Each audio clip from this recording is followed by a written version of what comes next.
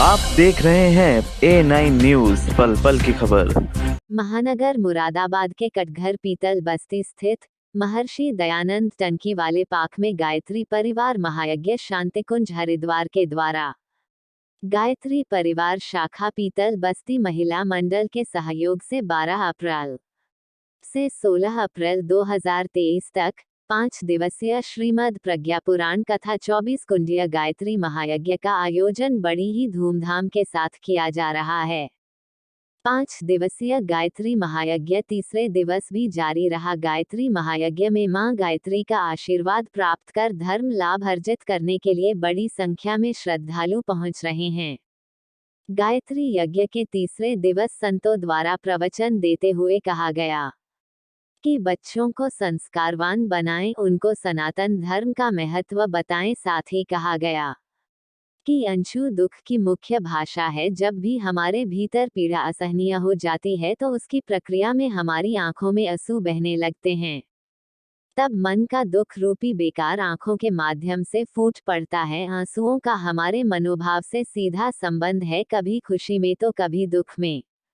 अनायास ही हमारे नेत्रों से आंसू छलक जाते हैं। कभी कभी हमारे अंदर पीड़ा का उद्भव दूसरों के कष्ट को देखकर भी होता है। जो दूसरों के लिए रोते हैं उनके अश्रु भी हीरे की चमक को हरा देते हैं। आंसुओं के सकारात्मक पहलू भी बताए जाते हैं। भावनात्मक आंसू अवसाद, उदासी एवं क्रोध को समाप्त करते हैं। रोने से मन का संपूर्ण मेल दूर हो जाता है। अतः जब कभी भी किसी कारण से रोना आए तो उसे रोकना नहीं चाहिए, बल्कि उसे खुलकर बाहर आने देना चाहिए, अन्यथा आंखों में रुके हुए ये आंसू भीतर कोई विकार उत्पन्न कर सकते हैं। रोने से शरीर से भी रसायन भी बाहर निकलते हैं, जिनके कारण तनाव महसूस होता है। शरीर से इन रसायनों के बाहर निकलते ही दिल थोड़ा हल्का एवं शांत महसूस होता है। इस अवसर पर संतों द्वारा जहां एक और प्रवचन सुनाकर सभी संगत को निहाल किया गया, तो वहीं भजनों द्वारा भी सभी को भगवान की भक्ति में लीन देकर झूमने एवं ताली बजाने के लिए विवश कर दिया। कार्यक्रम स्थल पर श्री गोकान्हा सेवा केंद्र में निर्मित अनेकों प्रकार के सामग्री, धूप बत्ती, अगरबत्ती के साथ ही नकारात्मक हवाओं को ब्लॉक करने के अनेकों सामान भी धर्म प्रेमियों के लिए उपलब्ध हैं।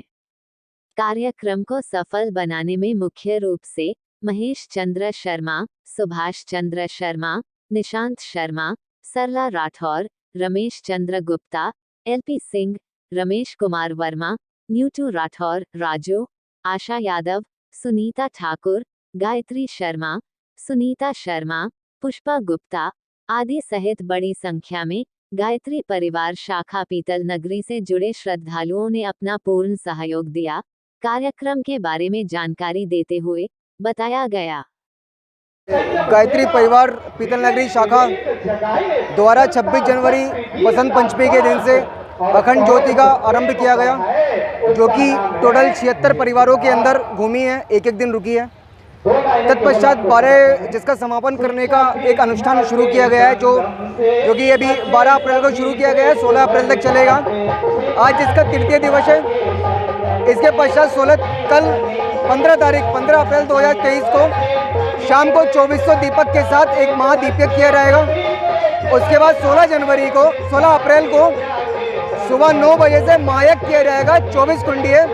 तत्पश्चात एक भंडारा भी किया जाएगा, जिसमें सभी जनमानस से अपील है कि ज़्यादा से ज़्यादा संख्या में यहाँ पर उपस्थित रहें और आध्यात्मिकता की तरफ थोड़ा बढ़ावा दें। की पत्नी से मिले और कहा, बहन जी आप कहाँ पर लेटती थी, कहाँ बैठती थी, क्या सोचती थी? उन्होंने कहा इसी कक्ष में रहते थे और इसी कक्ष में जो चित्र लगा हुआ है, ये हप्सी का जो, इसी पर हम चिंतन करते थे। बस उन्होंने कहा मनोवैज्ञानिक ने कोई बात नहीं डॉक्टर साहब, इसमें दोष इनका नहीं है, बल्कि दोष इस चित्र का है। इसीलिए हमारे गुरुदेव कहते हैं, घर में टंगे हुए जो चित्र व्यक्त करते निज चरित्र। इसीलिए घर में हमें महान पुरुषों के चित्र लगाना चाहिए। हमें अपने घर में सोच समझ करके चित्र लगाना चाहिए।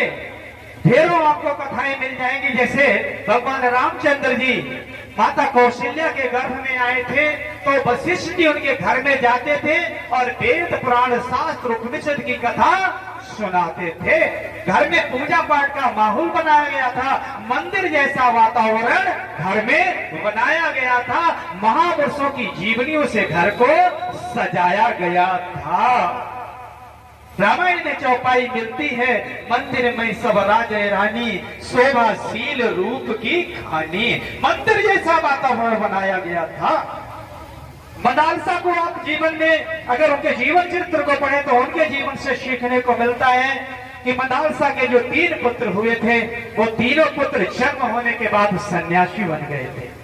राजा को बड़ी चिंता हुई कि जब 3 पुत्र मेरे तीनों सन्यासी बन गए, अगले चलकर के हमारे राज्य को कौन संभालेगा, इस राजपाट को कौन देखेगा। और उन्होंने अपनी पत्नी से कहा कि सब तो बच्चे सन्यासी बन गए, अब इस राजपाट को कौन देखेगा। तो उन्होंने कहा अब की बार में जो संतान होगी वो संतान राजा बनेगी। और जैसे ही गर्भ में शिशु का आगमन हुआ, उन्होंने कहा जो बड़े बड़े राजा महाराजा जो चक्रवर्ती सम्राट हुए हैं उनका इतिहास लाइए। और उन्होंने उस इतिहास का अध्ययन किया। उस अध्ययन करने के बाद वो वैसे ही चिंतन किया, वैसा ही व्यवहार अपने जीवन में लाए, वैसा ही वीरत्व अपने अंदर जगाया। और उनका जो पुत्र चौथा हुआ अलग, वो मित्रों ठीक उनके जैसा वो महान राजा बना। ये कहानी हमको ये सिखाती है कि हमारा विज्ञान पहले बहुत डेवलपमेंट था, जो जानता था, और आज हमारा जो अल्ट्रासाउंड है वो ये बताने लगा है कि माँ के आधार पर बच्चे को लालन पालन और उसके संस्कार उसके जीवन में आते हैं। 80% मेमोरी उनकी उसकी गर्भ में ही डेवलपमेंट हो